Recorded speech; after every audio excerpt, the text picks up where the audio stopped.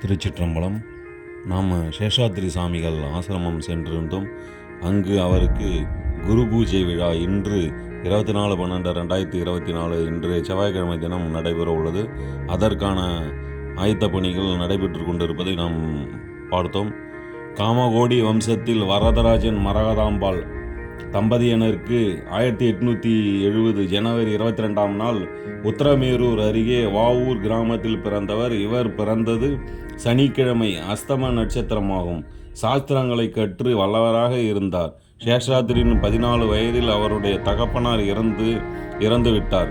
திருமண ஏற்பாடுகள் நடைபெற இருந்தபோது அவருடைய ஜாதகத்தினை கணித்தவர்கள் இவர் சன்னியாசியாக மாறி போய்விடுவார் என்று கூறினார்கள். திருவண்ணாமலை விஜயம். அவருடைய தாயார் அருணாச்சலா அருணாச்சலா அருணாச்சலா என 3 முறை கூறிவிட்டு உயிர் துறந்தார். இதனால் அண்ணாமலை சேஷாத்ரியின் மனதில் ஆழ பதிந்தது. திருவண்ணாமலைக்கு வந்தார். திருவண்ணாமலையில் வந்து சித்துக்களை செய்து காட்டினார். அவருடைய சித்துக்களை அறிந்த மக்கள் அவரிடம் வந்தார்கள். நல்லவர்களுக்கு நல்வாக்கும், தீயவர்களுக்கு கடும் சொற்களையும் ஓதினார். மனம் சரியில்லாதவர் போல நடந்தார். ரமண மகரிஷி சிறுவயதில் திருவண்ணாமலையில் அண்ணாமலையார் கோயிலில் இருந்த பாதாளலிங்க சன்னதியில் தவம் இருந்தார்.